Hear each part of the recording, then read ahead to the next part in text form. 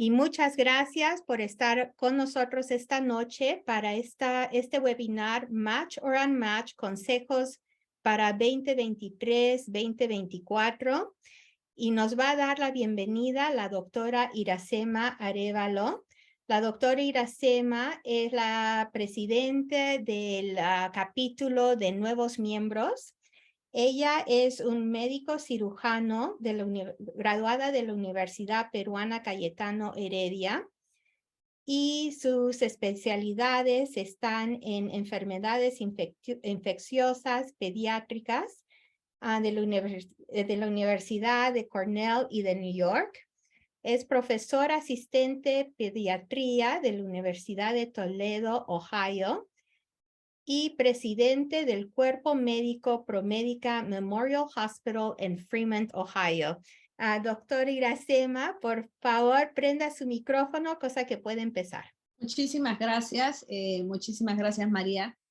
Es para mí un honor y un privilegio poder abrir este evento tan esperado. Está organizado por el Comité de Nuevos Miembros y el Comité de Educación de la Sociedad Peruana Americana de Médicos en los Estados Unidos. Esta Sociedad Peruana Americana, PAMS, ha sido creada en Georgia, Atlanta, el 8 de septiembre de 1973. Y es en realidad el trabajo de cada uno de nosotros el poder hacer que esta organización que comenzó hace 50 años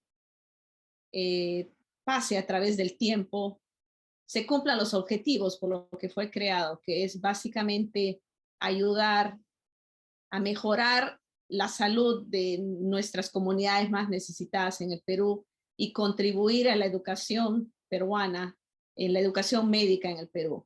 Esto lo hacemos a través de misiones. María, la directora ejecutiva de PAMS, ha mencionado las 15 o 20 misiones que tenemos en PAMS, que se lleva a través del año, y muchas de estas misiones establecen un trabajo estratégico a través del tiempo, cada día, cada semana, y no es solamente la presencia física durante ese periodo mencionado de misión médica.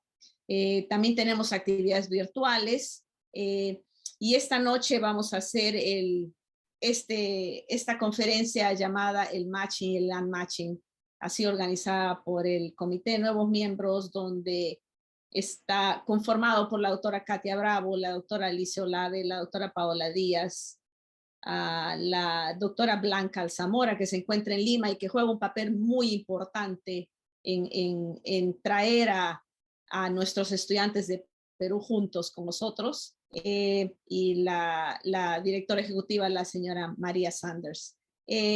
Acá tenemos los moderadores, van a ser la doctora Katia Bravo,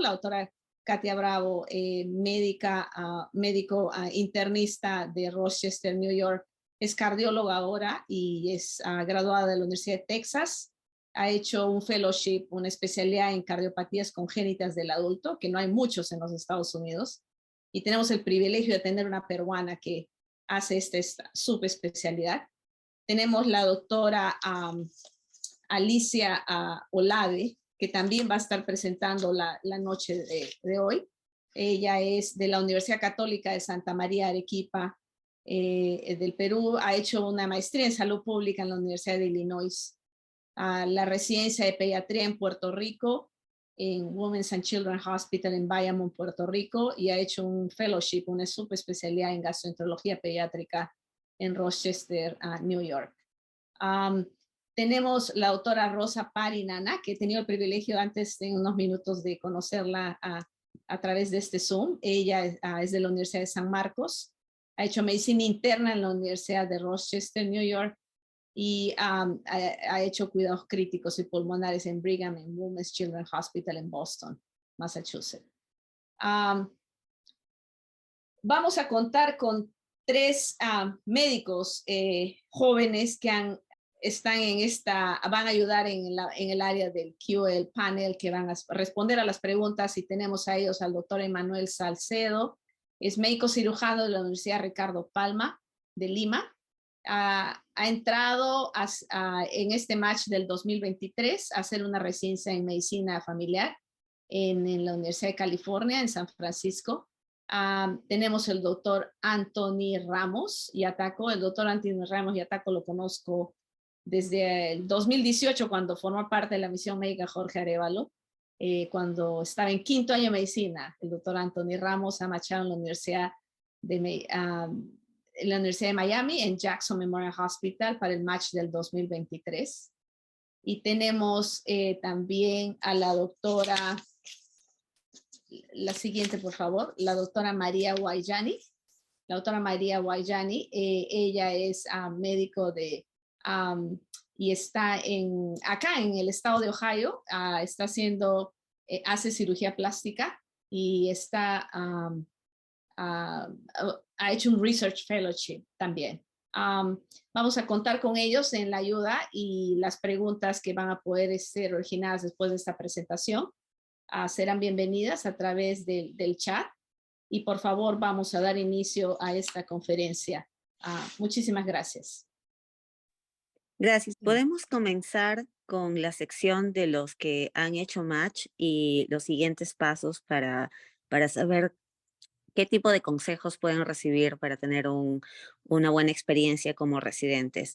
Le paso la posta a la doctora Rosa Pari, que es médico de la Universidad Nacional Mayor San Marcos y residente actualmente en la Universidad de Rochester en Medicina Interna.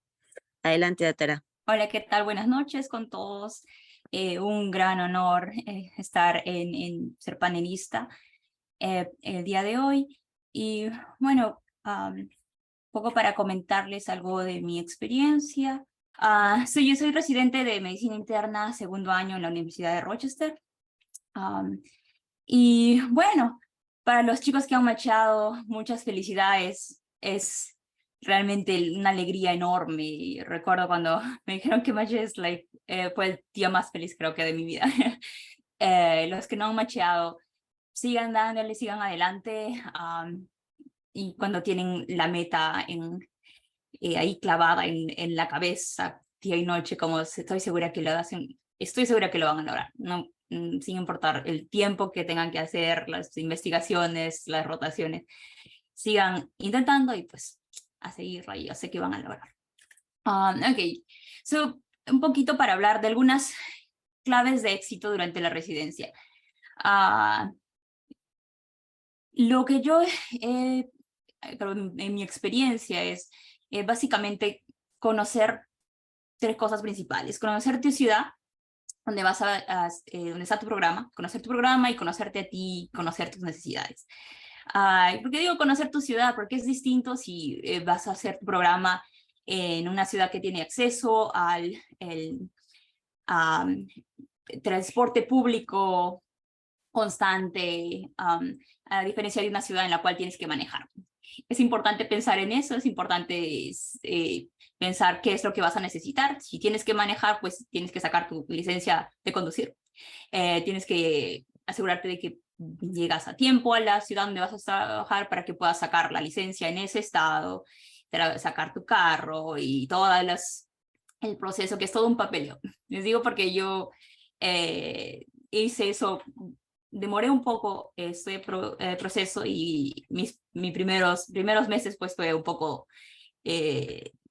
locos, porque tenía que estar pensando en esto, comprar el carro, tomar las clases para el manejo, y la verdad que a veces era difícil, ¿no? Porque no se encontraba el tiempo necesario durante la residencia, así que a pensar en eso ahora que tienen tiempo. Lo siguiente es conocer tu programa, tu hospital y tus beneficios, ¿no? Más que nada, familiarizarse bastante con el sistema de e-records, que de repente algunos han escuchado de eso, de repente han trabajado ya en el aspecto de investigación en ese hospital y de repente son familiarizados con los sistemas más comunes, ¿no? Pero a veces el manejo clínico puede ser un poco distinto. Entonces, si ya saben en qué hospital van a trabajar, pregunten qué tipo de sistema e-record utilizan y busquen de repente en YouTube algunas información y algunos hacks, etcétera, para que se puedan familiarizar un poco. De hecho, estoy segura que su programa les van a dar como una semana de inducción y les van a explicar todo eso, pero usualmente es como que muy rápido porque les enseñan muchas cosas y en una semana y esperan que ya estén listos. Y a veces son tantas cosas que, bueno, en mi experiencia es mejor como que conocerla desde antes. Y también les iba a hablar un poquito más a fondo sobre las cuentas de retiro, seguros de salud, child care, parental leave. Y lo último que de repente voy a comentarlo un poquito al final de la ponencia. Cuentas de retiro. O sea, ustedes me dirán, bueno, yo recién he macheado, ni siquiera he macheado, ya me estás hablando de retiro, de jubilarme. Bueno, cuando estás un par de años en la residencia, a veces piensas en eso. Pero bueno, ¿por qué hablar de jubilarnos, no? Porque es importante, a ver, ¿quién cree usted que va a tener mayor dinero al final de años de contribución? Si comparamos dos personas, tenemos persona A o investor 1, es una persona que comienza a colocar dinero en su cuenta de retiro, jubilación a los 25 años y más o menos va poniendo pues $5,000 al año por un total de 10 años. Y deja de invertir a la edad de 30 años, 34. Y tenemos al inversor número 2, que comienza a invertir a los 35 años, invierte la misma cantidad de dinero por mucho más tiempo, 30 años en lugar de los 10 años que la otra persona, y básicamente hasta que se retira a los 65 años. Uno podría pensar que, bueno, ¿no? La persona que ha invertido pues por mayor cantidad de tiempo, es lógico pensar de que al final esa persona va a tener mayor dinero. Sin embargo, eso no pasa aquí en Estados Unidos, usualmente porque, vamos a sacar la curva, porque aquí existe algo que se llama el interés compuesto. Y este interés compuesto va a dar una gran ventaja dependiendo de cuándo comienzas a invertir, ¿no? Por ejemplo, esto es conocido el interés simple, es lo que la mayoría estamos familiarizados, ¿no? Por ejemplo, tú sacas digamos, un loan de unos $1,000 a una tasa de interés de 5% por 10 años más o menos. Mucho de esto se utiliza en el caso de préstamos, pero acá se utiliza también para el caso de jubilación, ¿no? Digamos que ahí vamos a ponernos al caso de la jubilación. Nosotros invertimos $1,000 anuales y vamos a ver cuánto va a crecer, ¿no? Con un interés simple, pues cada año va a crecer $50. Cada año $50. Y al final de los 10 años, pues vamos a tener $50 por año, por 10 años sería $500, ¿no? Y al final lo que vas a tener es la cantidad inicial que pusiste, que serían los 1,000 más estos 500, son $1,500. Solamente eso es considerando la cantidad inicial, ¿no? Obviamente, si cada año tú vas a ir aumentando otros 1,000, pues cada 1,000 va a tener al final una cantidad equivalente, ¿no? El interés compuesto, a diferencia del simple, va a tomar en consideración las ganancias. Si el primer año tú colocas $1,000 y tienes un $50 de interés, ese interés que has ganado se va a acumular para el segundo año. Entonces, el segundo año, el interés, que el 5% va a ser sobre esta suma, sobre $1,050. Entonces, el interés que vas a ganar el segundo año va a ser 52.5. Al tercer año, sumas ese interés al adicional que tenías. Entonces, ahora tu nuevo base va a ser 1,102, ¿no? .50 y así. O sea, y el interés va a ser el 5% de todo eso. Entonces, al final y al cabo, este interés compuesto nos va a dar una diferencia importante, ¿no? Si acá, por ejemplo, comparado con los 1,500, acá tendríamos 1,628, ¿no? Al cabo de 10 años. Esta es la fórmula tremenda que utiliza, y básicamente pues la cantidad final que vas a tener es basada en el principal, que es cuánto tú aportas, con la suma. Aquí tenemos otros factores, que es el número de veces que el interés es compuesto por año, el número de años que inviertes y la tasa de interés, ¿no? Entonces, esta curva es la que estábamos viendo, ¿no? Entonces sería el principal dinero, que es lo que tú inviertes. Y este sería la línea, la curva azul oscura sería el interés simple que tienes, y todo esto azulino sería el interés compuesto. Entonces, son beneficios muy largos, muy amplios, que uno obtiene cuando empieza a ahorrar desde que es más joven, ¿no? Entonces, un poco yendo hacia la anterior, al final el inversor número 1, que comenzó a ahorrar 25 años, 10 años antes que el segundo, ¿no? Al final, a pesar de que ahorró solamente durante 10 años, al final la cantidad total fue mucho mayor que la otra. Entonces, sí, todo esto para decirles que cuando van a empezar la residencia les van a ofrecer poder poner dinero en cuentas de ahorro, ¿no? Y a veces uno dice, bueno, voy a ganar pues $50,000 al año o 60,000, apenas me va a alcanzar para pagar mis... De repente han sacado algunos préstamos ¿no? el estilo de vida, etcétera. Pero es importante, yo creo que colocar que sea una pequeña cantidad de dinero, porque al final pues la diferencia va a ser significativa, ¿no? Prácticamente estaríamos perdiendo este dinero que se va a ir haciendo pues prácticamente con el paso del tiempo, ¿no? All right. Lo otro, quería hablarles un poco sobre cuentas de retiro. Su trabajo les va a ofrecer usualmente una de estas tres, 401k, 401a, 401b. Y eso es lo que también tienen que familiarizarse, qué tipo de cuenta les ofrece el trabajo. El 401k, la mayoría de estos tienen muchas, digamos, pros, ¿no? Y es que te van a ofrecer un matching de la cantidad contribuida. So, si tú estás poniendo a tu cuenta de ahorro de jubilación una cantidad de $1,000 anuales, tu trabajo va a colocar lo mismo, $1,000 anuales. Entonces, prácticamente al final vas a tener $2,000 anuales, de los cuales 1,000 han sido prácticamente dinero gratis.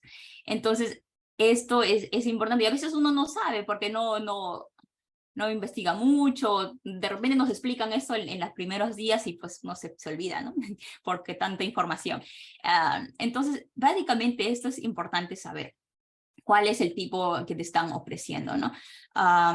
Cuando colocas dinero en estos tipos de cuentas, también te ofrecen una reducción de tus taxes. Básicamente, esos serían las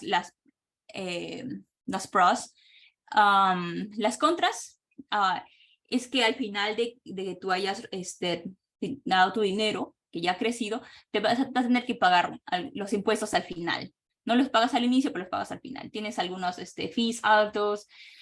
Te ofrece invertir en diferentes assets, pero usualmente las inversiones son limitadas. Y hay una penalidad si es que retiras tu dinero antes de la edad de jubilación de 60 años, ¿no? Y ellos también te requieren que retires una cantidad mínima de dinero cada año después de que hayas cumplido 72 años.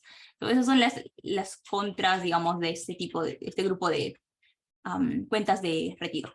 Hay otro tipo de cuentas de retiro que se llama Roth IRA, y hay muchos como que variantes de ese tipo, que estos son fuera del trabajo. Tú puedes elegir poner mayor dinero, y básicamente lo que te ofrece esto es que hay más opciones de inversión en las cuales tú prácticamente puedes elegir y decir, ok, yo quiero poner parte de mi dinero que esté ahí en la inversión, en la bolsa, y eliges prácticamente cuál. Está libre de impuestos al momento de que retires, pero tienes que poner un impuesto cuando colocas el dinero, ¿no? No requiere un dinero mínimo que tienes que retirar a ninguna edad, así que tú puedes dejar este dinero pues hasta cuando quieras. Y tampoco tienes penalidades. Pero a diferencia del otro grupo, como mencionaba, no te reducen los impuestos al contribuir, hay un límite de contribución, solamente puedes contribuir a más o menos $65,000 anuales. A diferencia del otro grupo, del 401k, en el cual puedes contribuir mayor dinero anual. Y también te limitan cuánto puedes contribuir dependiendo de tu ingreso. Así que básicamente averiguar cuál es lo que les está ofreciendo el trabajo, y si es que les ofrecen pues el matching de dinero pues algo es casi sin pensarlo, ¿no? Colocar un poquito de dinero que nos va a ayudar y como veíamos, el interés compuesto al final pues nos va a dar bastante ganancias, ¿no? Recuerdo que a veces teníamos conversaciones con algunos de los chicos de acá y decíamos, bueno, ¿no? Ahorita pues si estoy ganando 50,000, mejor empiezo a ahorrar, pues a poner a mi retiro cuando gano 300,000, 400,000, ¿no? Pero ya ven que la diferencia puede ser bastante. Así que solamente para que estén informados acerca de eso. Lo otro que les van a tener que elegir son seguros de salud. Y esto también depende del tipo, el estado en el cual están, el hospital, su programa, ¿no? Existen básicamente como que 3 tipos grandes de planes de salud. Uno es el HMO, que es como que se llama Health Maintenance Organization, y en este caso tú necesitas seleccionar un PCP, doctor primario de atención primaria, y solamente así puedes acceder a ver especialistas, porque necesitas que te haga una referencia. Y con esto tienes que estar dentro de un network, ¿no? Solamente puedes ver a esos proveedores o doctores, porque si te sales del network te va a costar un ojo de la cara. Los siguientes, el EPO ha salido un poquito más flexible, se llama Exclusive Provider Organization. En este caso no necesitas tener un PCP, no necesitas referencia para ver especialistas, pero igual tienes que seguir dentro de ese network que tienes. Y el otro es el PPO, que es el Preferred Provider Organization, y en este caso es mucho más liberal. No necesitas seleccionar un PCP, no necesitas referral, y también puedes salirte del network y el costo pues no es significativamente elevado. Sin embargo, como downfall de eso, el PPO usualmente va a ser mucho más caro a diferencia de los otros, ¿no? Lo que tienes que pagar mensualmente para este seguro. Entonces, hay muchos tipos de seguros de salud que ustedes se van a familiarizar. Tenemos a Aetna, el Blue Cross Blue Shield, Sigma, etc. Y estos trabajan a veces con ambos EPO, PPO, HMO as well, también, pero la mayoría, pues, algunos solamente te van a ofrecer un par de opciones. Por ejemplo, esta es la que me ofrecen a nosotros en Rochester. Me dieron el PPO plan y el HSL Eligible Plan, que es, les voy a hablar un poquito después. Este PPO plan, tienes que pagar pues mayor contribución mensual.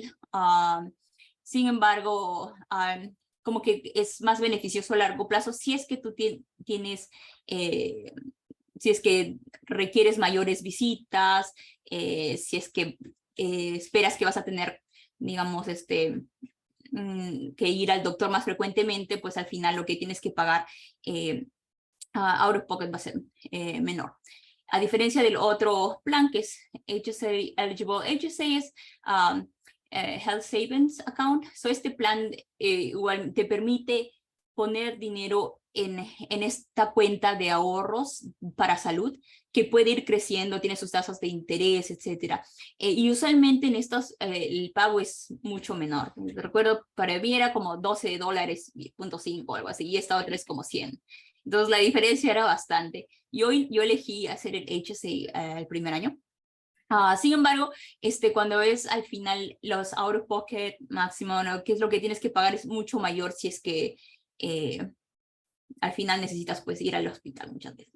Entonces depende de las condiciones de salud, ¿no? Si tienes alguna enfermedad crónica y sabes que vas a ir al hospital, o necesitas un PCP o ¿no? Especialistas, lo más recomendable a largo plazo es conocer el PPO, a diferencia del HSA. Depende de cada uno. De nuevo, para reforzar esto, el HSA es básicamente las cuentas de ahorro, ¿no? En el cual puedes invertir dinero de esa manera y vas a incrementar tu dinero. Los premiums, lo que pagas mensualmente son menores, tiene networks de los proveedores altos, y usualmente no es bueno, como les decía, para los que tienen gastos médicos altos, ¿no? El PPO tienes que pagar mayor mensualmente, pero es mucho mejor a largo plazo para los que tienen gastos médicos altos, ¿no? Pero no te permite invertir en una cuenta. Así que tienen que elegir eso también. Como experiencia, yo el primer año pues me fui por el HSA, sin embargo al final tuve que tener algunas visitas a mi PCP, a un especialista, y al final pues prácticamente todo lo que había ahorrado tuvo que irse pues para pagar mensualmente, y era como que un poco como no sorprendente ver como que una cuenta que me venía de $1,000 al otro mes $800, y era como que wow, como que todo te viene de onda. Así que si esperan de repente o tienen algunos problemas de salud que de repente van a querer ser vistos, mejor el PPO. Y ahorita estoy en el PPO por si acaso. Lo otro es que iba a hablarles sobre maternidad, paternidad y childcare. En general, hay bastante estigma sobre tener, ¿no? Elegir tener hijos durante la residencia y en general en toda la carrera médica, ¿no? Y es mucho más en algunas especialidades que en otras, ¿no? Especialidades de cirugía, por ejemplo, tienen mayor estigma. Y lamentablemente los boards americanos de cirugía, a veces las políticas de leave o de ausencia son un poquito más rígidas, lamentablemente. Es algo que se está trabajando activamente.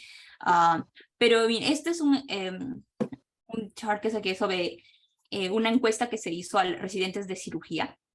Y la mayoría, por ejemplo acá, tomó menor tiempo de maternidad que el cual hubieran querido, por ejemplo, en este caso, por las políticas del board de cirugía. Muchos de ellos se preocupaban, ¿no?, que iban a ser percibidos como no comprometidos o como un residente malo, simplemente porque tenía que pasar más tiempo con el hijo, tenía que ir a cuidar a los hijos, ¿no? O que no se pedía quedar tarde. Y muchos de ellos también reportaban que no hubiera podido ser capaz de discutir de repente o enfocarse en el trabajo, ¿no? Y ellos pensaban que no podían enfocarse en el trabajo porque el programa no les ofrecía muchas ayudas de childcare. Y así es algo que se ve y se repite en muchas de las residencias. Sin embargo, ahora está habiendo un cambio, ¿no? Y esto es importante que se familiaricen con las políticas de su programa también. Algunos programas, la mayoría son 8 semanas de leave para las mujeres, pero también para los varones, pues usualmente es un poco menor cantidad, como vemos, la mayoría es como que 2 semanas son solamente, pero depende, ¿no? El tipo de residencia en el cual están, el tipo de especialidad también les va a dar un poquito más de flexibilidad, algunos un poco menos de flexibilidad. Y en el caso de las mujeres, pues en general son entre 6 a 12 semanas, ¿no? Pero, ok. Entonces, básicamente familiarizarse con eso y también familiarizarse con otros programas de cuidado de los niños, ¿no? En el caso del hospital Rochester, está investigando un poquito más de eso y hay como que subsidios que dan para el cuidado, hay a veces tienen childcare dentro del trabajo, ¿no? Al cual pueden llevar a los niños, hay como unos descuentos para el tuition del childcare. Encontré esta página también que ofrece básicamente como que cuidado de los niños o también de personas adultas si es que necesitas, y simplemente pues entras ahí y encuentras personas que están disponibles y que como que son confiables, y muchas veces tu programa puede pagar por parte de estos, te subsidian. Así que es importante familiarizarse con eso si están planeando en tener un hijo durante la residencia. O si ya tienen hijos, entonces es importante que se familiaricen porque estos beneficios pues de hecho hacen una gran diferencia, ¿no? Y lo otro, les iba a hablar acerca de la preparación académica en medicina interna. Algo que utilizamos bastante son up-to-date, en la mayoría de los casos, sobre todo cuando quieres algo más actualizado también, ¿no?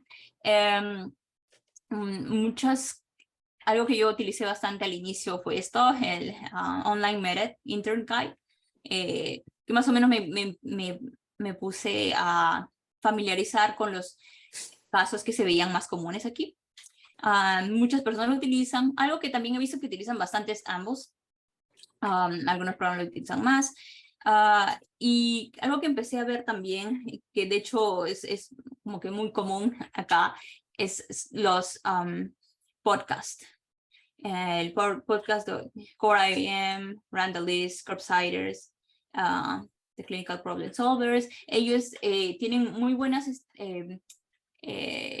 podcasts con invitados que son, en general, tienen muy buena técnica, ¿no?, de explicación y te vas familiarizando mucho más con, incluso con el lingo y la forma como se presentan a los casos, ¿no? Si es que hay algunos chicos que estamos un poquito, de repente ha sido un poquito más de tiempo desde que estuvimos en el internado en Perú hasta que comencemos, un poco para familiarizarse les recomendaría escuchar estos podcasts. Algunos de ellos también tienen como que notas y como diagramas a los cuales pueden acceder en sus webs. Así que si no están familiarizados con esos, totalmente recomendados. Mis favoritos son Core IM, The Curbsiders y Randallist, los tres. Y un libro que me fascina también y que me lo recomendó Chief Resident aquí, es de esta de acá, Frameworks of Internal Medicine. Básicamente es un libro que te da bastante como que differentials, que es algo que sí les van a preguntar bastante.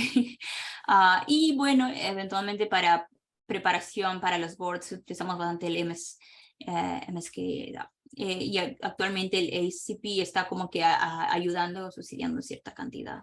So, tomen advantage de eso, y también el programa, dependiendo de algunos programas, les dan como que cierto dinero para que pueden utilizar para comprar este tipo de Q-Banks.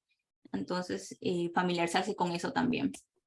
Y bueno, básicamente sería lo último que quería comentarles. Salió un poquito sobre el conócete y reconoce tus necesidades, ¿no? Un poco como comentarles mi experiencia. Yo de repente no reconocí muy bien que iba a estar en una ciudad pues que era más distinta a los tipos de ciudades que yo estaba acostumbrada y que anteriormente pues estaba acostumbrada a vivir con familia o con personas en la casa. Entonces, ese tipo de cambio en tan poco tiempo pues causó un poquito de problemas de ajuste, ¿no? Y en eso pues fallé en reconocer de repente esas necesidades, esas cosas que de repente yo pensé pues iba a ser como que mucho más fácil. Algunas personas pues es un poco más fácil la transición, sobre todo si es que tienes otros residentes otras personas peruanas, ¿no?, que conoces, otros residentes que también son inmigrantes como tú, con los cuales puedes hacer bonding, y mientras menos cosas hayan en las cuales te tengas que preocupar y estresar, pues yo creo que eso va a garantizar que tengan una mejor transición y un buen, al final alcanzar el éxito durante la residencia, ¿no? Y mucho de eso va a ser que tomen el tiempo que tienen ahora hasta que comiencen la residencia, tomen el tiempo para investigar un poquito más, familiarizarse con los sistemas de e-record, investigar su ciudad, investigar y prácticamente repasar también, eso les va a ayudar bastante y conocer un poquito. Y bueno, eso sería todo. Muchas gracias.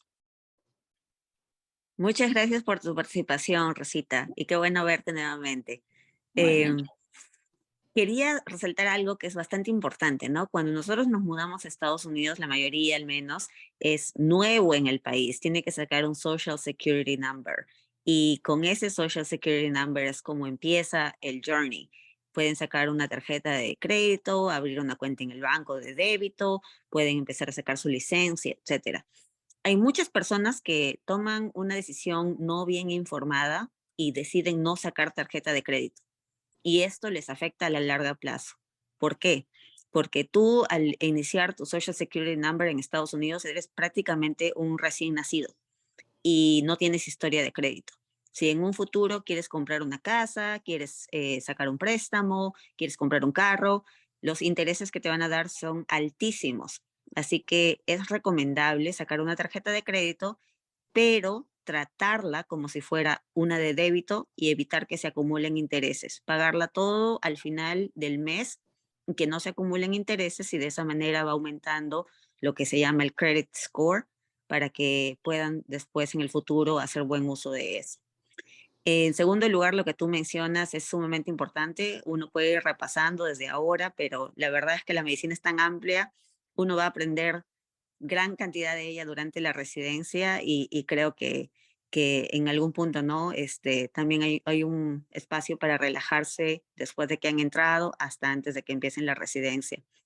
Y finalmente, tener todo esto de la inteligencia financiera bastante claro. Existen libros, existe lo que se llama el White Coat Investor, que es una serie de podcasts, libros, cursos que dan bastante ayuda en lo que es inteligencia financiera, que muchos de los que somos ajenos al sistema de salud de Estados Unidos y al sistema financiero empezamos a comprender poco a poco. Y finalmente la integración, ¿no? Traten de conectarse con comunidades peruanas o latinas que estén quizá en Facebook, quizá haya algún tipo de celebración por el 28 de julio, etcétera, y tratar de crear una propia comunidad, ¿no? Y dentro también de sus mismos residentes, todos son muy distintos, cada uno quizá tiene familia o están solteros, hay bastante variabilidad, pero ellos son las personas que van a ver día a día y es importante tener una buena relación con ellos. Muchísimas gracias, Rosa. Y ahora pasemos al segundo punto, que es los consejos para los que no hicieron el match con la doctora Alicia Olave. Adelante, Alicia. Gracias, Katia. Y excelente presentación, doctora Rosa. Gracias, buenas noches con todos y un placer poder dirigirme a todos ustedes. Brevemente nada más, no soy la doctora Alicia Olave, PGY5 de PGI en la Universidad de Rochester, y vamos a hablar un poco sobre qué es lo que recomendamos o qué se sugiere después de que pase el proceso del match y no hicieron un match. Y también esta presentación yo creo que es útil para aquellos que van a aplicar este año, así que es como una combinación, ¿no? de toda esta información que es importante saber para este nuevo ciclo que empieza. Y quería empezar felicitando a todos los colegas que hicieron match este año. Yo sé que hay colegas de muchos otros países, ¿no? Pero como ustedes saben, esta es una organización de médicos peruanos, y quería felicitar a todos los colegas peruanos y en general latinos que hicieron match para este ciclo, que creo que ha sido un año muy exitoso para nuestra comunidad. Siguiente, estos son los puntos que voy a tocar. Factores a tener en cuenta durante la aplicación, cómo conseguir experiencia clínica, cómo conseguir experiencia en investigación y cómo conseguir experiencia en voluntariado. Esos son como tópicos en general, pero vamos a ir desglosando algunos puntos. En los factores a tener en cuenta durante la aplicación, importante buscar información sobre la especialidad a aplicar. Y aquí déjame ver si puedo pasar al siguiente. Importante saber, uno, la competencia que hay en tu especialidad, cuántos aplicantes hay, qué plazas se llenan o cuántas plazas se llenan. Por ejemplo, este año no sé si he escuchado mucho de que en emergencia médica muchas plazas han quedado vacías y cosas así, que hay tendencias que van cambiando año a año. Entonces, este link del NRMP provee mucha información, ¿no? de toda la data que se saca año a año de todos los que han aplicado, y les recomiendo leer esta información. Algunos yo sé que escuchan, que es competitiva, pero va cambiando de año a año, como se ha visto, así que es importante que vayan revisando y familiarizándose con esta data. Otra fuente, bueno, en todo caso es similar la fuente, pero quería mostrarles nada más en este año cómo es lo que ha cambiado un tanto. En PGY1 Position sigue incrementándose el número de posiciones, pero la dificultad ahora es que como muchas escuelas de medicina aquí en los Estados Unidos van graduando a más estudiantes de medicina, la competencia cada año se hace más fuerte, y es algo que hay que tener en cuenta. Y algo que me llamó la atención, que creo que está en la siguiente slide, es que está viendo el número de IMGs que participan año a año. Por COVID yo creo que hubo ahí un retroceso del 2021 al 2022, pero como ustedes pueden ver, el número de aplicantes sigue aumentando y aumentando, y esperamos que el rate de ingreso para la residencia también vaya aumentando de la misma manera. Lo otro, para mencionar, ustedes saben que hay los US IMGs, non-US IMGs, y siempre tener en cuenta que el rate match de ellos es diferente al nuestro, ellos tienen un match más alto, y cuando lean la información siempre averigüen bien a quiénes se refieren, porque a veces uno piensa IMG, pero hay el US y el non-US, y la información puede variar dependiendo, ¿no?, el grupo al que pertenece. El otro punto a tocar, factores a tener en cuenta con respecto a los factores más importantes en la aplicación, tanto los top 10 como los que van al final de la lista. El Step 1, bueno, esto no es de este año, es del 2020-21. El Step 1, pues antes yo creo que era uno de los, estaba en el top 3, pero ahora va a estar bajando por el cambio en el Step 1, el Pass-Fail. Lo otro importante son las cartas de recomendación, la carta del DIN, el Step 2 CK, yo creo que ahora va a reemplazar o va a estar bien cerca a uno de los 3 factores determinantes para poder tener una aplicación competitiva. Los scores, esto más aplica a aquellos que son graduados aquí, porque nosotros no tenemos necesariamente el clerkship, pero podría ser tal vez el equivalente con el internado, que es lo que tenemos. El personal statement, el ranking, también eso es importante, que va a estar incluido en esta evaluación del DIN. Y las notas, dependiendo de la especialidad a la que están interesados, las notas que obtuvieron en esta especialidad.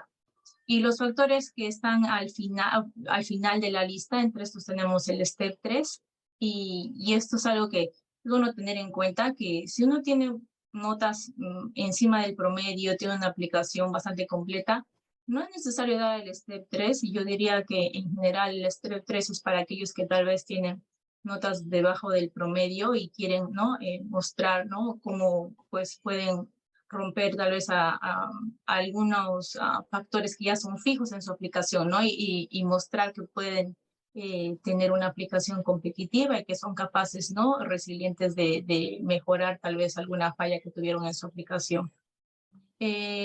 Otros factores que no son tan importantes, la fluencia del lenguaje que hablan con sus pacientes, que eso me pareció un punto interesante, que lo pongan entre los factores menos importantes. Rotaciones fuera en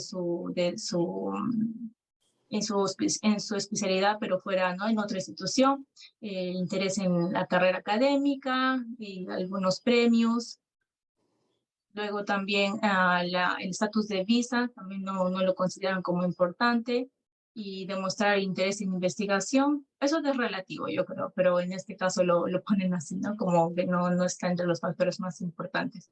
Y lo mismo que las oportunidades de voluntariado. Y al final yo diría que la aplicación es un todo, ¿no? Hay factores que a algunos les va a beneficiar más que otros, y cada uno tiene sus fortalezas, ¿no? Así que esto hay que tomarlo como que con pinzas, pero es más que todo que tengan información en general de este reporte que no mencioné, que es de los directores de programas, qué es lo que ellos consideran factores importantes para considerar para una entrevista. Luego me parece importante también, o útil tal vez, incluir este slide que es más que todo para fellowship, pero para que vean que el patrón en algunas partes se repite.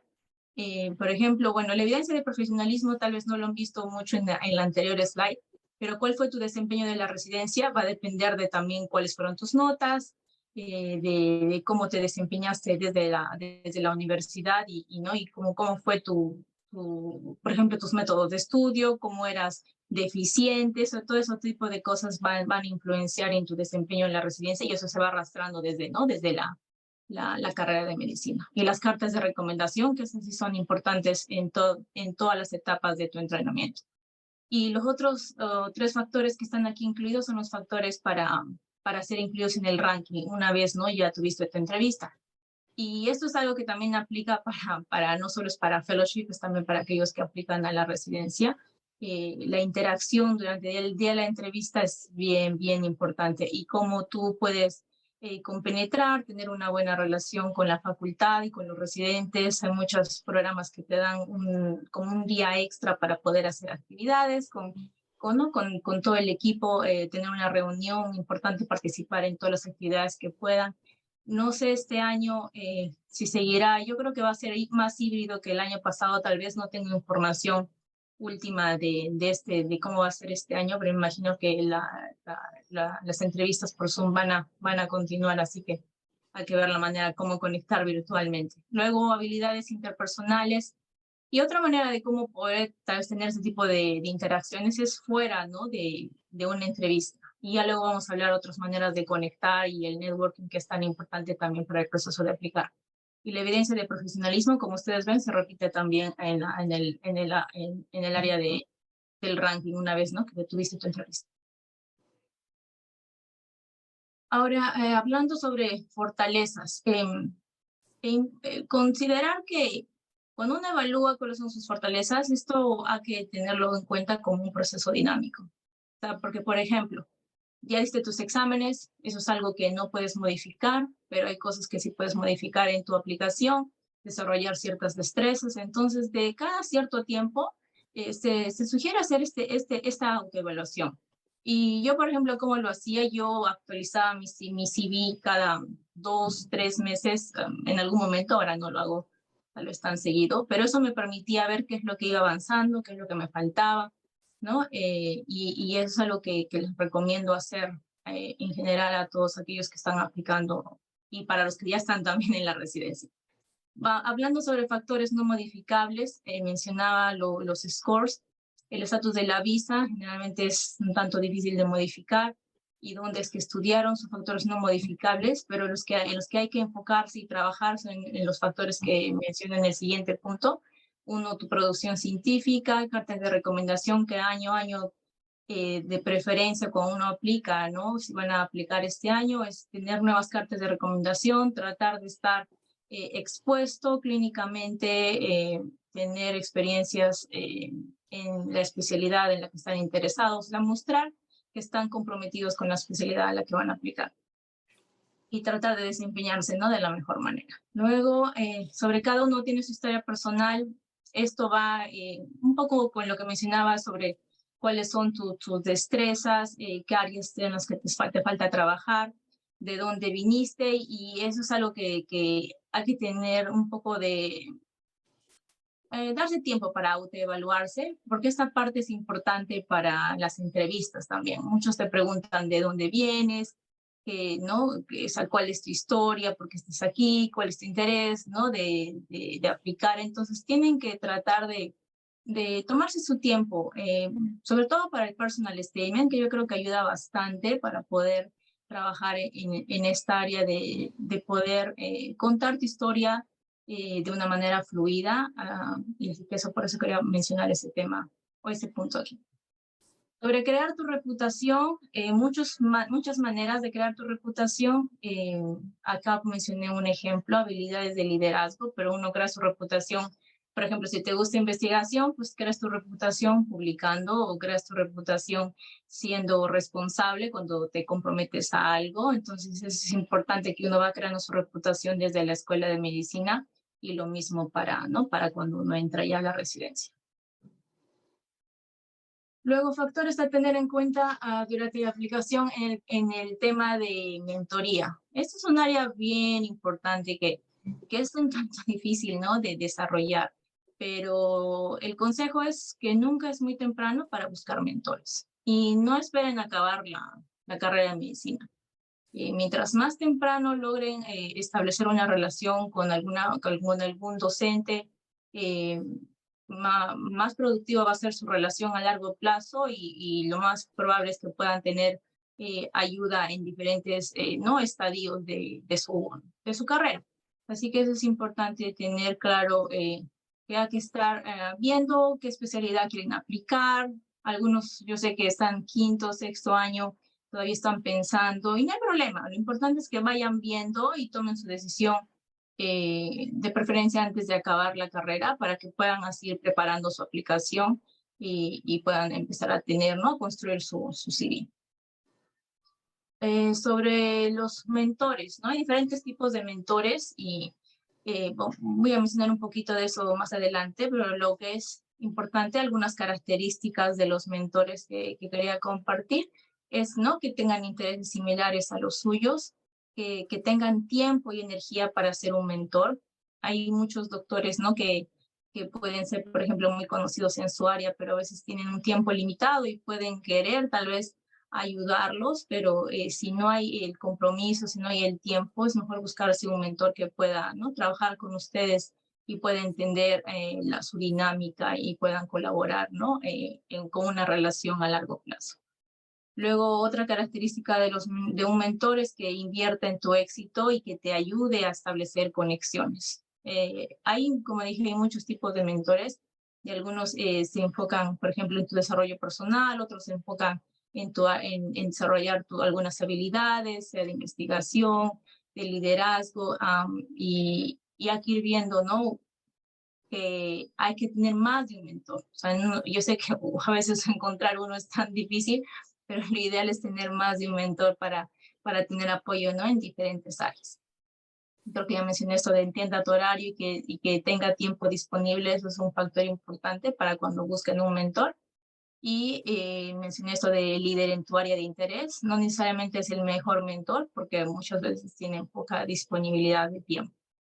A veces uno piensa, hay un docente joven o no tiene mucha experiencia, pero a veces tiene más disponibilidad, entonces hay que ir viendo, ¿no? Según tu interés, si puedes contactar con alguien que puede ser, ¿no? Hasta un residente, o sea, alguien que esté encima, ¿no? En un nivel superior, ¿no? En entrenamiento puede ser de guía. Y hay que aprovechar cualquier tipo de, ¿no? De relación que uno pueda construir desde, lo mismo voy a repetir, desde la escuela de medicina. Y una vez graduado, lo mismo, donde vayan a trabajar, ir trabajando en estas relaciones interpersonales. Sobre definir objetivos de áreas a desarrollar, esto ya es cuando ya tienes un mentor, es también de mucha utilidad poder tener claro cuál va a ser la relación con esta persona, con qué frecuencia se van a reunir, cuál es el tiempo que va a durar estas reuniones, cómo van a ser y tener claro los objetivos para que puedan tener una relación, ¿no? A largo plazo o establecer una relación a largo plazo. ¿No? Me pareció interesante que estaba leyendo un paper sobre que hablaba del arte de la mentoría y mencionaba estas 3 características que me parecieron importante incluir. Se trata, ¿no? de persistencia, cuando hay esta relación de, ¿no? mentor-mentado. El trabajo tiene que ser en equipo y es importante tener un autoanálisis para ir, ¿no? Creciendo progresivamente. Ahora sobre cómo desarrollar actividad académica. Bueno, hay muchas, con toda, ¿no? la experiencia que a veces uno va adquiriendo indirectamente, ¿no? Con muchos de ustedes, ¿no? que a veces tengo la oportunidad de conversar. No necesariamente uno tiene que tener una producción científica prolífica para hacer match. Y por eso decía aquí recomendado versus mandatorio, porque depende mucho de la especialidad a la que aplica. Y hay especialidades que sí, muchos estudiantes de medicina, incluso aquí en los Estados Unidos, toman un año para hacer solo investigación, porque saben que así pueden tener más oportunidades de hacer match. Entonces, si colegas o bueno, estudiantes de medicina hacen eso aquí, pues hay muchas especialidades que una vez ya graduado, en nuestro caso, pues uno tiene que invertir 1 o 2 años y ya vamos a hablar un poco de eso ¿no? Cuando tengamos el panel, cuánto tiempo puede tomar entrar a la residencia, porque son muchos factores, ¿no? que al final influencian en que puedas tener la oportunidad. Dedicar tiempo protegido. Creo que mencioné un poco de esto, de que es importante tener un tiempo para diferentes actividades. A veces uno se enfoca así, ahora estoy trabajando, o yo qué sé, estoy haciendo mis serums, o estoy trabajando en yo qué sé, en este lugar y hay mucha demanda, o estoy trabajando, tengo 2 trabajos. Si uno quiere tener producción científica, tiene que tener un tiempo y el secreto es diario, o o varias veces a la semana y un cierto tiempo, ¿no? Yo que sé, media hora, una hora, pero dedicarle un tiempo para ir avanzando, ¿no? Los proyectos que van empezando. Que justo era mi siguiente tema, acabar con los proyectos que empiezan. Que hablábamos de cómo crear tu reputación y de eso se trata, ¿no? No es el hecho de tener un CV con 10 proyectos que empezaste y luego cuando ves la lista de publicaciones no hay ninguno. Entonces es otro factor importante a considerar. Y hablando de con quién colaborar, pues uno puede colaborar con otros compañeros del mismo año ¿no? de la universidad o del mismo, o ya de graduados, compañeros de trabajo, colegas. Y si está uno pues todavía en la escuela de medicina, mencionaba esto de residentes y docentes. Uno puede colaborar con uno a veces dice que será factible esto.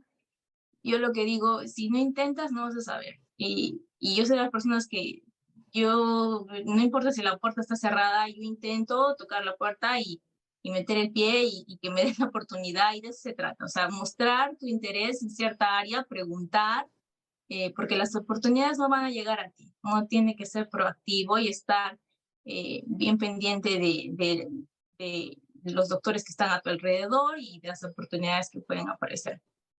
Y yo sé que algunos dicen, ay, ¿cómo empiezo en investigación? Y sí, no, nadie en la universidad, no necesariamente uno desarrolla muchas habilidades en investigación, salvo algunas excepciones, pero acá mencionaba algunos cursos que pueden buscar, ¿no? Y que hay cursos de diferente tipo, ¿no? Y ahí mencionaba en la siguiente línea qué tipo de proyectos de investigación pueden desarrollar. Aquí ahora está de moda este Quality Improvement y Research Projects. Incluí una página que es IHI.org. Ahí hay para tomar entrenamientos, más que todo para que puedan tener una idea de qué trata esto, y en la residencia este tipo de proyectos son mandatorios. Bueno, perdón, fellowship, residencia opcional, que es importante desarrollar ¿no? el conocimiento en esta área durante ¿no? su entrenamiento. Luego revisiones sistemáticas, casos o reporte de casos, son tipos de proyectos de investigación con los que uno puede empezar, que como mencioné arriba pueden tomar algunos cursos para poder empezar a colaborar. Y lo otro que no mencioné aquí, colaborar. No hay proyectos de investigación que uno pueda hacer, bueno, salvo casos de reporte, sí puedes hacerlo solos, pero en general las revisiones sistemáticas de cualquier tipo de proyecto, el trabajo es en equipo. Y para eso hay que estar, como mencioné, buscando contactos, hablando, conversando sobre cuáles son sus intereses y ir viendo opciones.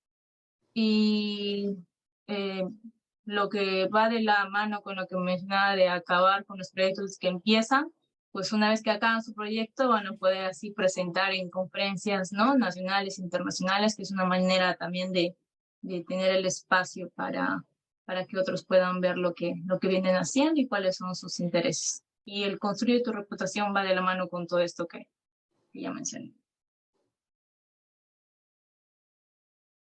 Bueno, este punto más que todo es para hablar en general de la importancia de desarrollar habilidades interpersonales y de networking. Y aquí puse, ¿no? Aquí puse participación en conferencias en persona versus virtual. De preferencias en persona. Hay algunas conferencias no todavía están híbridas, y yo creo que algunas, no sé por cuánto tiempo más estarán híbridas, pero en algún momento habrá la transición de tenerlas en persona. Pero aún en las conferencias híbridas o virtuales, uno dice, ay, no voy a conocer nada, pero siempre hay espacios donde hay, por ejemplo, el área de pósters o espacios de secciones de interés. Y a veces conocí personas interesantes, casi nadie va, que eso es como que es una oportunidad de entrevistarte con gente, con doctores que uno no se espera, ¿no? Pero que están trabajando en el área de tu interés, que eso, por ejemplo, me ha pasado. Así que anímense, una vez es como que dice, ay, ¿cómo mirar? Lo haré bien. Si no intentan, pues no van a ver, ¿no? las opciones que pueden haber en conferencias. Y social media, bueno, ese es un tema que, pues, que todos ya saben la importancia. estar al tanto de todo lo que sucede. Y yo menciono Twitter porque es el único social media que uso, pero obvio que hay Instagram, no hay. En LinkedIn también es un social media muy útil, nada más para comentarles. Yo casi no entro a LinkedIn y en general no estoy entrando mucho a social media, pero me llega información de opciones de trabajo todo el tiempo. Y a mí me gusta compartir lo que me llega, pero me llega a veces tanto que ya no puedo compartir. ¿Y cómo logro eso? Pues estando conectada, ¿no? Con diferentes organizaciones, con LinkedIn. Ahí trato de, por ejemplo, cuando creé LinkedIn era cuando estaba aplicando a la residencia. Entonces traté, me esforcé, le metí todo lo que había hecho y me tomó bastante tiempo, pero gracias a eso es que ahora me llega pues, opciones de trabajo que yo ni estoy buscando todavía, pero es una manera de conseguir oportunidades también. Y ahí me pongo unos hashtags esos sobre todo son de Twitter, que pues el hashtag, pero bueno, es arroba, para que puedan, ¿no? seguir alguna de estas páginas que pueden ser de utilidad. Ahí está la página también de Twitter de la cuenta de la PAMS y también del grupo que tenemos de la American Association of Peruvian Physicians para que nos sigan después de la conferencia. Factores a tener en cuenta con respecto a tener un plan estructurado. Hay diferentes maneras de hacer esto, hay aplicaciones que pueden usar, pero tienen que asegurarse, o lo que más que todo quiero reforzar es asegurarse de tener su aplicación lista y el EasyFMG antes de que empiece el ciclo. Eso es lo ideal, porque luego uno ya no tiene opciones de hacer rotaciones, ya no tiene opciones de, yo que sé, hacer algún proyecto extra si está corto de tiempo. Entonces yo sé que ahora estamos ya abril, o sea, como que aquellos que están aplicando este año, porque yo sé que esta parte del webinar era un poco para los que no hicieron match, pero también para aquellos que están aplicando este año, tratar de sacar sus exámenes todo a más tardar, lo ideal sería junio, para que sí ya puedan tener tiempo para dedicarse a otros aspectos en su aplicación, ¿no? Así que esa es otra recomendación que quería darles, porque el ciclo comienza ahora. El tiempo pasa bien rápido, así que a aprovechar, estudiar y sacar rápido ese EasyFMG. Para los que ya tienen el EasyFMG, pues aprovechar en rotar y poder tener cartas de recomendación actualizadas.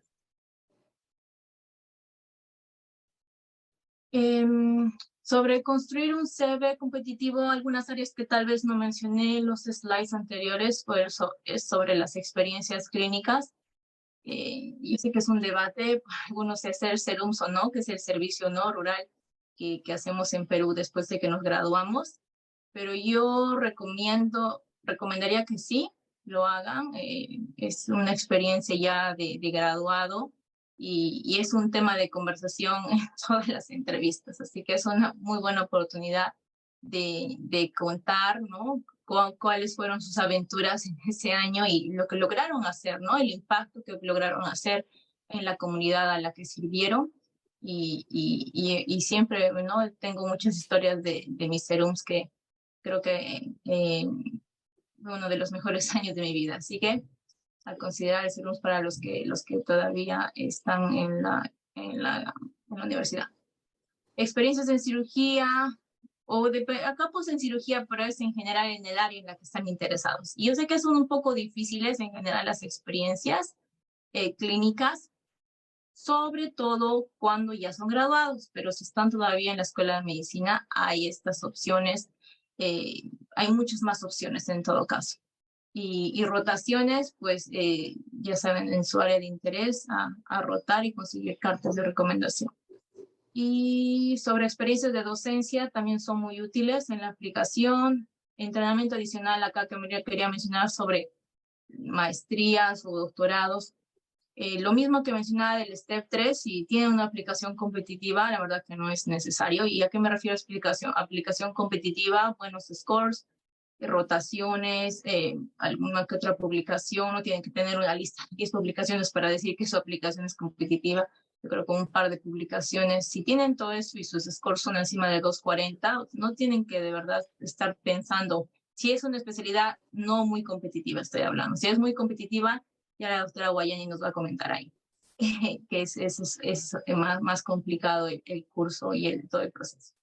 Y sobre experiencias de voluntariado y el CV, que es el último que voy a hablar, vamos a ver cuál es la siguiente. Ah, está, el CV. Nada más algunos otros puntos que se incluyen en el CV cuando uno completa la aplicación. Puse aquí, creo que en el anterior slide puse este NIH BioSketch. Ahí les puse el link.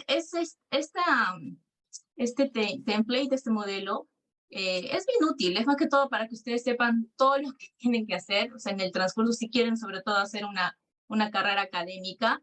Y uno dice, ¿cuándo voy a conseguir todo esto? Pero es bueno tener una idea y tener o sea, metas, ¿no? Esto es lo que tengo que hacer y poco a poco ir construyendo, ¿no? Su CV para alcanzar el objetivo. Pues por eso me pareció importante ponerles ese link. Igual pueden poner NIH BioSketch y van a poder ver. Sobre todo es para aplicar a grants que pueden tener, o sea, tienen que completar este CV en el formato del NIH. Creo que áreas que no mencioné, honors y awards, tratar de siempre buscar la excelencia. Eso es bien útil en general y eso habla, ¿no? De su compromiso con la carrera y con sus pacientes, así que eso es algo que siempre lo ven muy bien en una aplicación, que justo está en la primera hoja, creo que va de la aplicación, ¿no? Honors y Awards, honors y Awards, así que esa parte también quería resaltar. Service and Leadership, creo que tengo un slide un poquito para hablar de eso. Y publicaciones, bueno, creo que eso más o menos ya hemos tocado casi todo, pero más que todo quería mencionar los puntos, ¿no? A considerar en la aplicación para los que aún no han aplicado. Y bueno, este es mi último slide donde quiero tocar la parte del voluntariado. Ya hablaron al inicio la doctora Arévalo y María sobre las oportunidades que tenemos con la PAMS. Ahí pongo la información sobre las opciones de membresía. Mencioné otras organizaciones de las que yo soy miembro, activo. Tenemos el Medical Organization for Latino Advancement, el NHMA, y hay muchas más. ¿Y por qué es importante mencionar o tocar este tema? Porque no solamente ayuda a que puedas tal vez servir a tu comunidad, a tu país, ¿no? En una misión médica, pues ayuda a desarrollar también tus habilidades de liderazgo y te da exposición, te pone en contacto con doctores que son líderes, ¿no? En diferentes áreas. Así que yo creo que mi experiencia en ese sentido ha sido muy buena y me permite ayudar a otros colegas. Así que tiene un beneficio muy grande. Y a veces también uno considera que, sí, estoy en Perú, podré aplicar, por ejemplo, a esta asociación de Family Physicians. Hay varias organizaciones que tienen opción para estudiantes, así que eso también quería mencionarlo. Uno busca en la website y algunos son gratis o son de costo $25 al año, que te da opción para recibir correos, así que y recibir información que puede ser de utilidad. Y bueno, yo creo que para no hacer más largo esto, ahí lo quise cortar y esa es la última slide, así que muchas gracias. Muchas gracias, Alicia. Y creo que pasaríamos al Q&A con los doctores Emanuel Salcedo, Anthony Ramos y la doctora María Guayani. No hemos recibido muchas preguntas, así que a los que están participando del webinar les propongo escribirlos en el chat o en el Q&A. Quizá la pregunta que está en el aire es cómo poder llegar a entrar a una residencia tan competitiva como la de cirugía plástica. Así que le voy a dejar a María que nos dé sus consejos. Buenas noches. De verdad que me siento muy feliz de poder compartir mi experiencia con otros compatriotas y también personas de Latinoamérica por medio de la PAMS. Muchas gracias por la invitación. Segundo, muy buenas presentaciones las dos. Creo que la doctora Pari y la doctora Olave han dado una amplia presentación y más o menos comprensiva de lo que es el proceso del match y qué es lo que te implica trabajar en un buen currículum para poder alcanzar el match. En cuanto a las especialidades competitivas, por ejemplo, cirugía o cirugía plástica, creo que hay varios caminos por el que se puede llegar. Así sea una poca probabilidad de que, o mejor dicho, ¿no? La tasa de match es menor comparado a otras especialidades. Yo creo que también hay posibilidad, solamente que hay que trabajar en un currículum, ¿no? Más, digamos, más fuerte en el tema, por ejemplo, de la investigación. En especialidades competitivas, por ejemplo, en el caso de cirugía plástica, se ha visto que con el paso de los años, si ustedes revisan el NRMP y las estadísticas del NRMP, se ha visto que con el paso de los años los aplicantes que machean tienen una gran cantidad de publicaciones. Entonces, si su decisión es por ahí ir a una rama de cirugía o cirugía en general, creo que les beneficiaría trabajar en lo que es investigación y la publicación de artículos de investigación. Segundo punto es la mentoría, que bien lo menciona la doctora Lave, es buscar personas que puedan soportar tu aplicación y recomendarte ante los programas pues, ¿no? de estas especialidades. Cómo encontrar un mentor en Estados Unidos es otro punto a tocar. Creo que si ya eres un médico graduado de universidad es un poco más difícil porque no te pueden observar clínicamente y tener un hands-on experience en Estados Unidos, sino que tendrías que hacer un observership y no te pueden evaluar clínicamente. Por ejemplo, en el caso de cirugía, no te pueden evaluar porque no puedes entrar al hogar y participar de una cirugía, ¿no? Pero te pueden apoyar en tu aplicación si participas con ellos, por ejemplo, a realizar investigación, ¿no? Y al realizar investigación no es solamente enfocarte en un tema y desarrollarlo, sino ellos también pueden ver tus distintas habilidades, ¿no? Por ejemplo, el ser proactivo, el demostrar eh, el background que ya tienes desde la universidad, eh, el, el ser motivado, ¿no? Y responsable. Y todas estas características que uno busca, bueno, o mejor dicho, los directores de programa buscan en un aplicante. Entonces, por ahí se puede encontrar un mentor en Estados Unidos, ¿no? Un mentor que sea en base a la investigación que haces, pero también que te vaya conociendo como profesional y como persona y que pueda soportar tu aplicación ante otros programas, ¿no? Creo que son los dos puntos más importantes, los modificables, porque los no modificables van a ser los scores, definitivamente para las especialidades más competitivas van a requerir scores altos, pero aún así, si tienes los scores promedios, pero trabajas más en los otros puntos, como por ejemplo son el, la investigación o el voluntariado o los clerkships o clerkships si eres estudiante de medicina, te pueden ayudar a generar un mejor CV, un mejor currículum para poder presentarte al match. Y otro punto importante creo que es esperar a que tengas un currículum que puede ser competitivo en el sentido de que si si comparas tu currículum con el currículum, o mejor dicho, con los puntos las características de los aplicantes que han matchado en tu especialidad, es el momento en que puedes aplicar, creo yo, y que podrías tener más oportunidades para poder matchar. General, Muchísimas gracias. Gracias, María. Muchas gracias por tus consejos. Y también quisiera darles la palabra a Emanuel y a Anthony, porque ellos han estado liderando un podcast que se llama You Have Match y han escuchado un montón de historias de muchos médicos que han tenido bastantes eh, trayectorias distintas y de lo que han aprendido en esta experiencia, qué es lo que más podrían resaltar, quizá como una palabra de aliento a los que no pudieron machar, pero que luego remontaron el camino. Buenas noches con todos.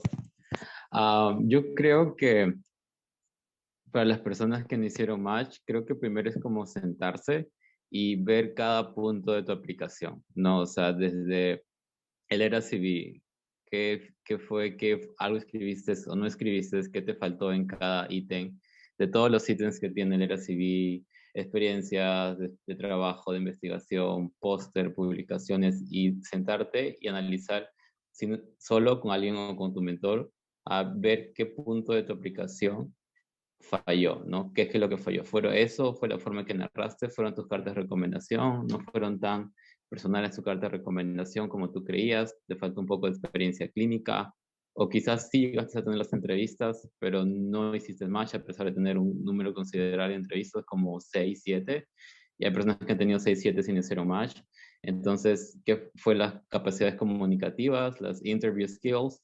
Que no permitieron que hagas el match. Entonces yo creo que es un trabajo de detective y ver toda tu aplicación y, como Emanuel va a explicar un poco, hacer como un programa y hacer como una línea de tiempo y qué cosas vas a hacer en estos 6 meses, 7 meses que tienes para el siguiente ciclo para mejorar. Emanuel creo que puede expandir en eso un poquito más.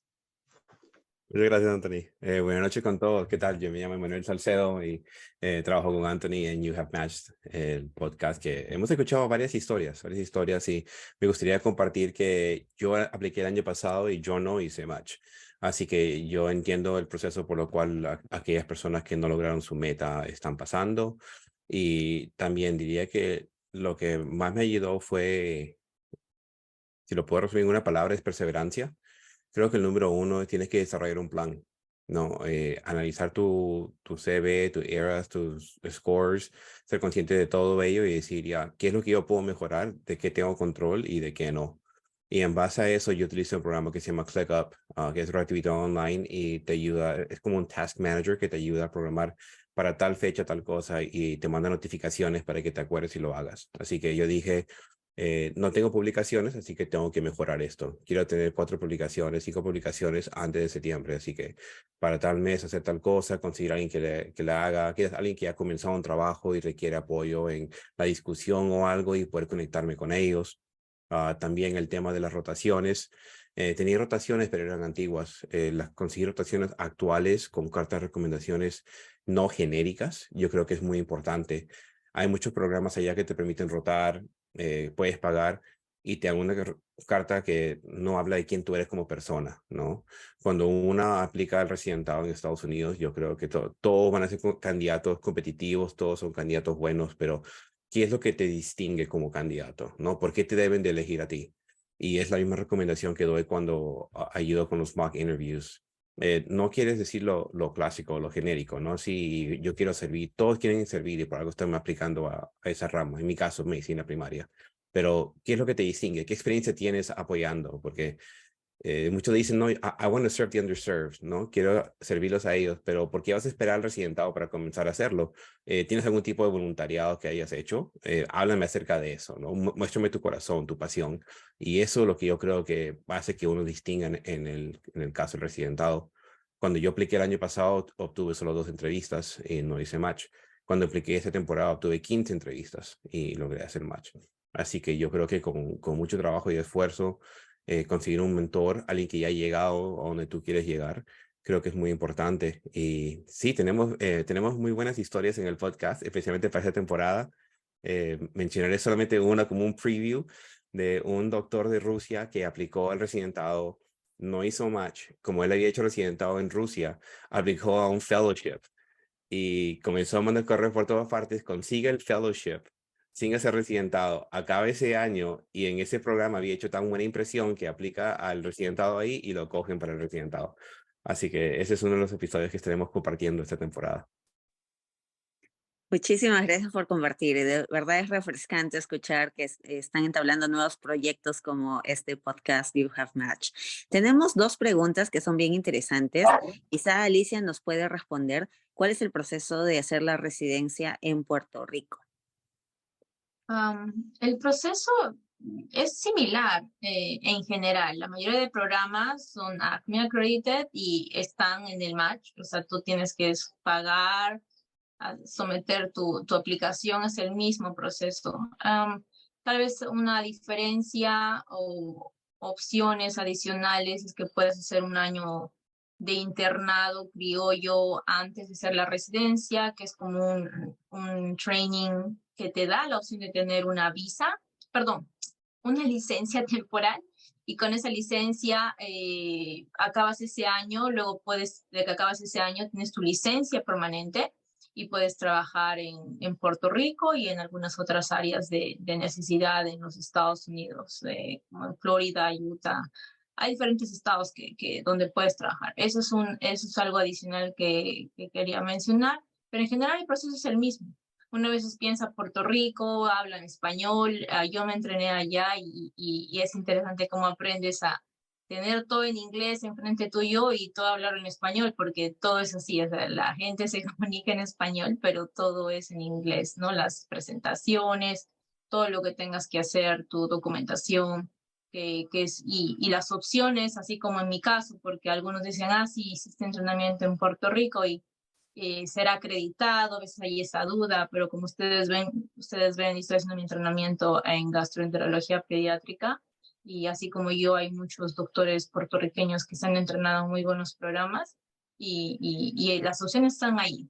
Una limitación que creo que es también bueno mencionar es la visa, que la mayoría de programas no te dan visa J1, sé que la UPR sí da, y algunos programas, la UPR son varios programas, o sea, ¿no? La Universidad de Puerto Rico, que tiene varios programas, esa universidad se ofrece J1, no sé si en todas las especialidades, pero en pediatría sé que se ofrece, y por ejemplo, en Mayagüez, que es la área oeste, hay programas que también algunos ofrecen J1, pero algunos programas no ofrecen visa, que eso es como que hay que tener en cuenta eso. Y llamar para averiguar, o escribir un correo si no contesta. Gracias, Alicia. Y solo una aclaración, ¿necesitas ser US Citizen para luego tener la licencia o no? ¿Has visto casos de IMGs que también luego pueden obtener la licencia? Ese es un buen punto. No conozco ningún caso de... Sí, todos los que conozco son aquellos que tenían ya al menos green card. O sea, no tienes que tener necesariamente el citizenship, pero es al menos green card. Ahora que estoy considerando todas las personas que yo conozco, obvio que no es que yo tenga la verdad absoluta, pero en general hasta para poder aplicar te dicen o sea, qué papeles tienes, ¿no? y ahí puedes tener un poco de problemas. Sí, porque en mi caso estaba en transición de visa, así que, o sea, de mi estatus, por eso es que como que entré cuando no tenía nada, tenía mi visa, la de turista o whatever. Entonces luego entré y justo estaba en transición de visa, entonces ahí es como que me dejaron, pero es un buen punto.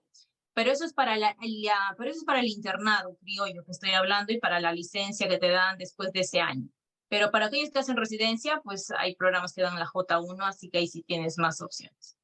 Exacto, es un punto muy interesante porque también tengo entendido lo mismo, que es solamente para los que tienen Green Card el poder hacer solo un año en Puerto Rico y después obtener la licencia. Es un paso y mucho más corto, pero también bastante, digamos, ¿no? Envidiable, porque si no... Sí, el pago es bueno y lo otro es hay muchos colegas que luego de ese año, lo mismo que comentaba el doctor Emanuel, te ven, o sea, ven cómo te desempeñas y luego te dan la opción de hacer residencia. Entonces tienes dos puertas ahí, así que es una muy buena oportunidad. Claro. Y lo otro que preguntaban aquí es cuán importante es tener gaps para poder aplicar a una residencia. ¿Qué tan importante es ese gap que puede haber en el CV? Puedo complementar, tal vez alguien quiera comentar y yo complemento. Yo podría hablar del tema.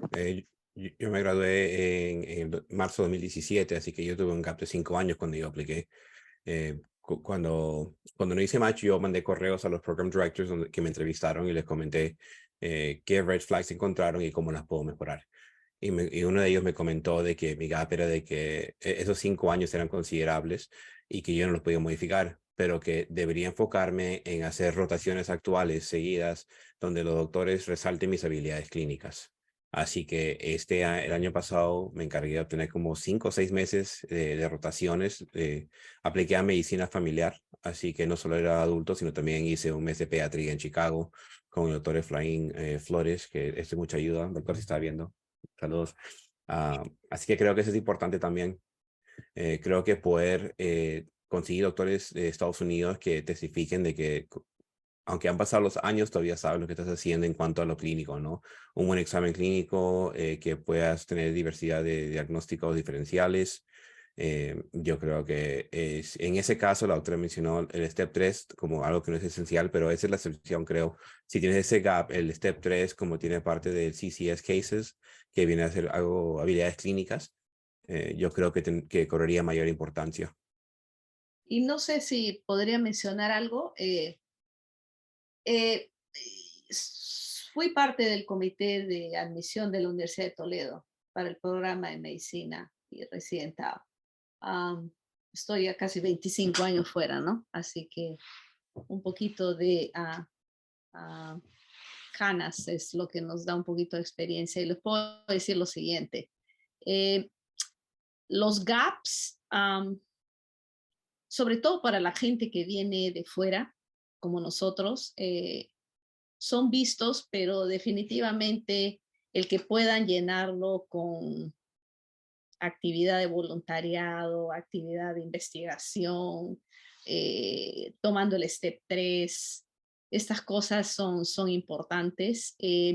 No se olviden que de todas maneras en los próximos 10 años en los Estados Unidos, 5 años, vamos a tener un déficit de más o menos 120,000 a 130,000 médicos. Y eso está siendo visto en diferentes programas últimamente. Así que no estoy diciendo de ninguna manera que el proceso de integración de estudiantes médicos graduados fuera va a ser más fácil, pero definitivamente va a haber diferentes opciones que van a poder facilitar la llegada. Y el entrenamiento clínico que tenemos en Perú es definitivamente algo que marca bastante, sobre todo para los programas que aceptan médicos Foreign Medical Graduates, los médicos graduados internacionalmente. En este grupo se fijan muchos programas, ¿no? Y si pueden identificar también los programas en los Estados Unidos donde aceptan más médicos graduados extranjeros, eso también facilita, ¿no? O sea, hay programas, por ejemplo, donde definitivamente de 100 que entran en diferentes especialidades, solo 2 o 3 son Foreign Medical Graduates, el resto son nativos de acá, de los Estados Unidos, que han terminado la escuela de medicina acá. Entonces son todas estas cosas, pero en los próximos 5 o 10 años las cosas están cambiando, como están viendo incluso hasta el proceso de integración y de aceptación acá, que eliminan ahora ya el Step 1 es pass o fail, ya no es score.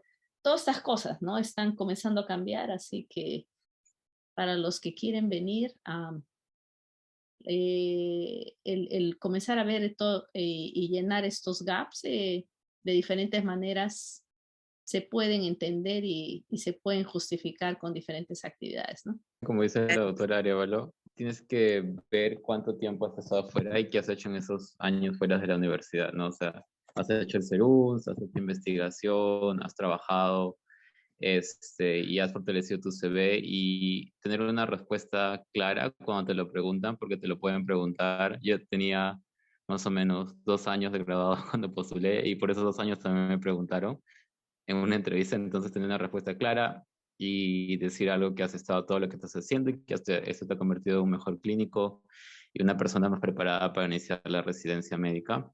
Y como dice la doctora, también buscar programas que aceptan personas con esos gaps Y hay programas que, por ejemplo, les gusta que una persona ya tenga residencia en su país de origen y apliquen otra vez y empiecen con medicina interna. Eso también son programas de ese tipo.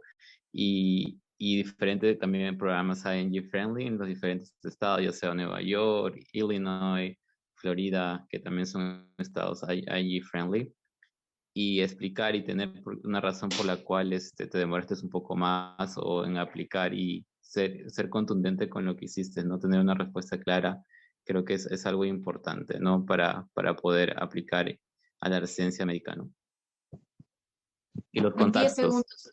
Perdón. En 10 segundos sobre los gaps, hay que nada más tener en cuenta que si uno hizo su residencia o está practicando en su país, no lo pongan como un gap, es el tiempo de graduación, están tal vez pasándose el cutoff de 5 años, pero a veces me preguntan, ¿será bueno aplicar? Ya me gradué hace varios años, pero he estado todo el tiempo trabajando activamente. Lo que quieren ver cuando se refiere a GAP es que no has estado trabajando como médico. Ese es como que el concepto en general del GAP. Hay muchos GAPs, ¿no? De diferentes tipos. Que se está estudiando, es un GAP, pero nada más quería enfatizar esto. Aquellos que han estado haciendo trabajo clínico en Perú o en algún otro país de Latinoamérica y quieren venir, y si han estado clínicamente trabajando, no necesariamente eso se considera un GAP. ¿Okay? La experiencia en telemedicina también es importante, la experiencia en investigación también es importante. Y para todos los que preguntan qué oportunidades hay en cuanto a investigación, bueno, en PAMS tenemos numerosas iniciativas para esto. Tenemos el programa de mentoría de investigación que se inició este año y esperamos también continuarlo para el siguiente año. De todas maneras, para unirse a PAMS, les dejé el link en los Q&As. Necesitan una carta de recomendación de algún miembro de PAMS para poder ser parte. Y finalmente, una vez que acceden al directorio de PAMS, van a poder ver que hay innumerables oportunidades para poder hacer rotaciones y también tener experiencias de investigación.